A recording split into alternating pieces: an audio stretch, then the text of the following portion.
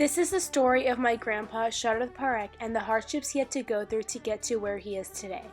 My grandpa was born in Ahmedabad, Gujarat in 1935. Gujarat is on the west coast of India. He lived there until 1947 and lived an average life. His dad was an architect and his mom stayed at home and took care of him and his other 7 brothers and sisters. But in 1946, he and his family moved to Tanzania in Africa because of the Indo-Pakistani War. Tensions had been rising between Muslims and Hindus in India for hundreds of years. India separated into 2 countries, India and Pakistan. The 2 countries gained independence in 1947. Quickly after separation, Hindus and Muslims were crossing the border to stay separated. Muslims went to Pakistan while the Hindus stayed in India. Revolutions broke out and there was an estimated of 500,000 deaths. The Indo-Pakistani War of 1947 to 1948 was fought between India and Pakistan over the princely state of Kashmir and Jammu.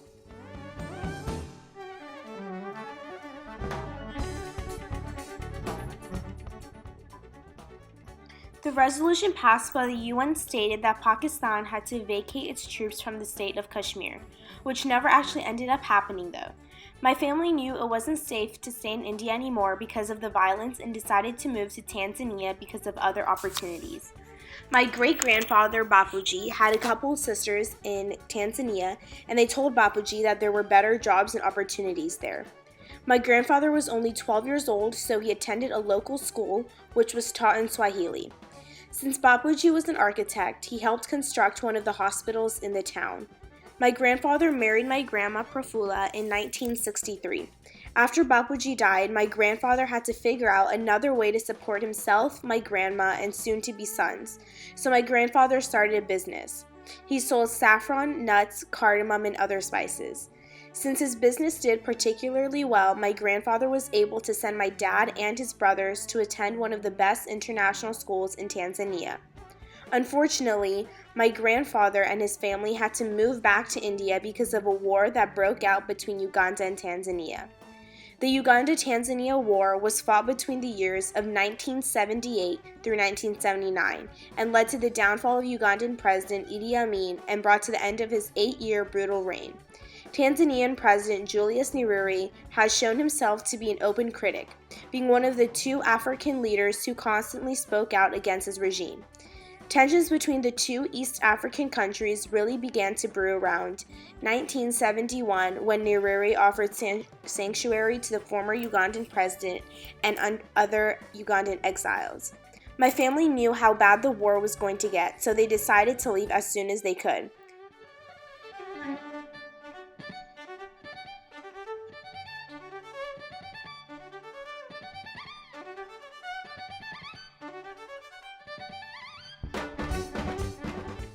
Around the same time, a policy was made that all schools had to change the language they taught in from English to Swahili.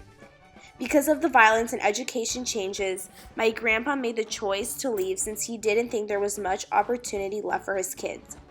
When he moved back to India for 2 years, my grandpa didn't carry on the family business, so he had to figure out how he was going to support his family.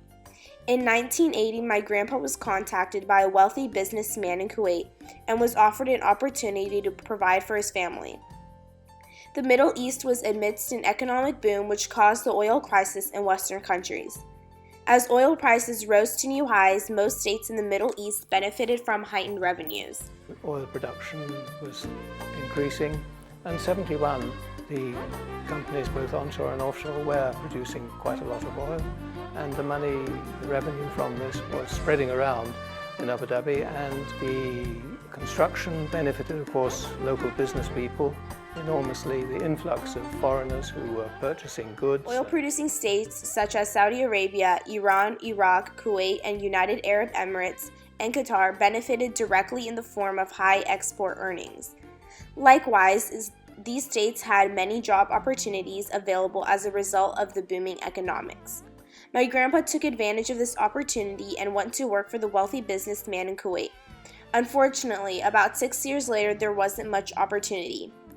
After my grandpa left Kuwait, he had a brother in New York and was able to bring my grandpa and his family here to America.